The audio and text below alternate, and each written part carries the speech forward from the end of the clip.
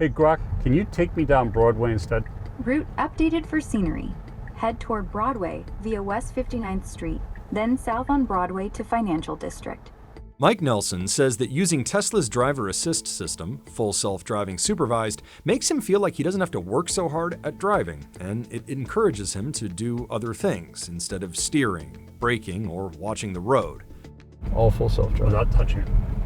He spends a lot of this time conversing with Grok, xAI's AI chatbot, now integrated into Tesla cars. Hey Grok, Hey Nelson, what's up? can you start off repeating what the periodic table of elements stands for, like each of the elements? The periodic table lists 118 elements by atomic number, like hydrogen is H number 1, helium, He number 2, lithium, Li number 3. Who was the first monarch that controlled all of the United Kingdom? And what year did he ascend to that throne? Queen Anne was the first monarch of the United Kingdom of Great Britain, ascending in 1707. Apart from reading literature or answering trivia, Tesla says Grok can now initiate navigation commands in your Tesla vehicle, whether you're setting a destination, adjusting routes on the go, or discovering points of interest, according to the owner's manual. It adds a note: Grok is in beta and does not include voice commands for vehicle controls, such as media or climate. The existing voice command feature remains unchanged. Tesla is not the only automaker adding AI assistance to its vehicles. Volvo, Rivian, Mercedes, BMW, and others are all integrating AI into their cars, but the tech is in its infancy.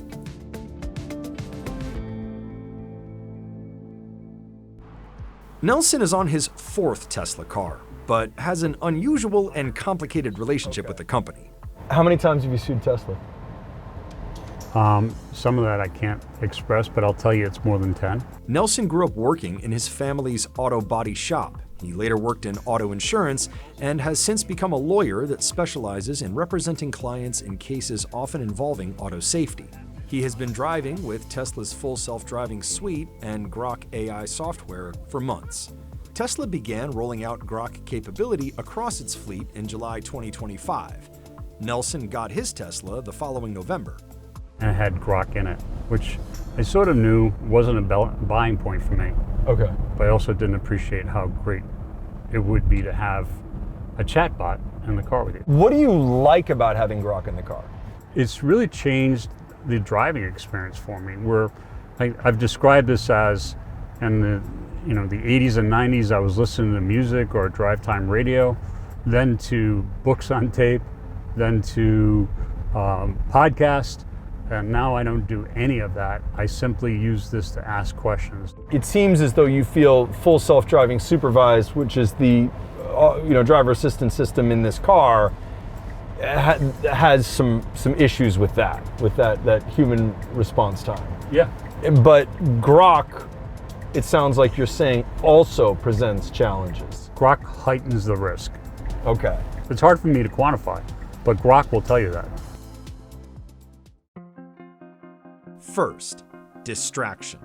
You and I have been talking about a wide variety of things as we crossed one of the busiest bridges in the world, by far the busiest bridge in the United States, and I was not paying attention to any aspect of that drive.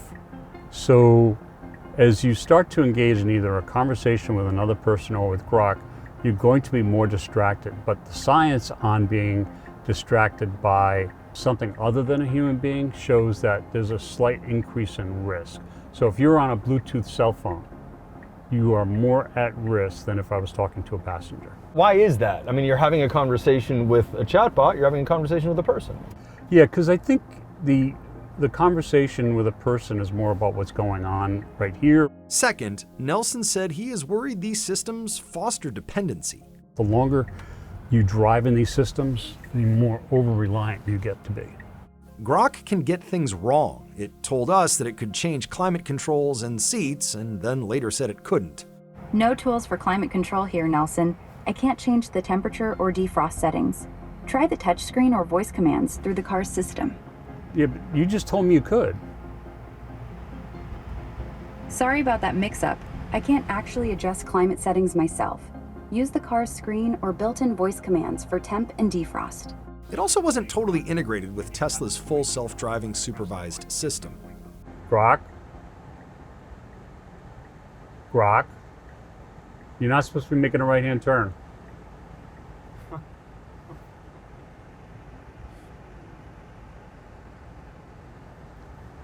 Hey, Grok. Hey, Grok. You're supposed to be taking us on a navigation down Broadway, and you just tried to turn me onto West 57th Street towards the West River Drive. I'm still in a legally proper position to go straight down to Broadway. Can you make sure that's what happens next? Route's still to Columbus Circle. I'll update it now to go straight down Broadway to Financial District. Continue straight on Broadway, then southbound all the way. Okay, please proceed. See, mistake. It's not working. So that's a great illustration of how you can become overly reliant. Uh-huh. And this is one of your concerns with Grok and with this software more broadly. People get lulled. Well, especially if you're a tourist that don't know you do not know your way around New York. Then you got all these pedestrians, you got people on food delivery bikes, jaywalkers, all the rest of that stuff. This is the big leagues. And so I'm comfortable with the technology, but here I have to be even more vigilant. And then there are some other features some owners might want to know about. NSFW means not safe for work. Content that's explicit or adult-oriented. I'm good with that if you are. No restrictions here. What's next? So Grok, if we wanted to go crazy and start talking about some really risque stuff, would you do that with me? Sure, I'm game for risque chat if that's the vibe. No limits on adult topics. What's on your mind? A Tesla owner in Canada raised the alarm about Grok's lack of safeguards after it was added to her vehicle. As CBC reported, her son used Grok to generate entertaining comments about soccer athletes, and Grok eventually asked the minor to send nudes. Tesla and xAI have not said whether they can limit minors' access to Grok in Tesla vehicles or moderate outputs of the chatbot to be appropriate for minors by default. Besides criticism of Grok's lax safety guardrails, driver distractibility remains a point of concern. What's the next step here, with respect to Grok? Is there safety regulations that need to happen? Are there going to be lawsuits over this? Grok's going to control more of what's going on in the cockpit. But you're concerned about that? Yeah. Okay. Yeah. You're The more it does, the more you become pacified and not attentive. What do you think they could do to change Grok that would make it safer? I don't know, because we're talking mostly about distractions. Notice it tried to take us off Broadway again. Yeah.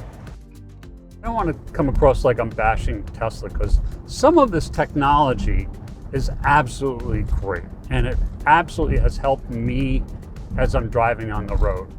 But you have to understand, from the standpoint of the human factors thing, this thing is not safe enough. And then also from the standpoint of the societal gains versus societal cost, I don't think Tesla should be in a position to just decide this is the better way to go. And there's no government guidance, there's no policy set on any of that stuff.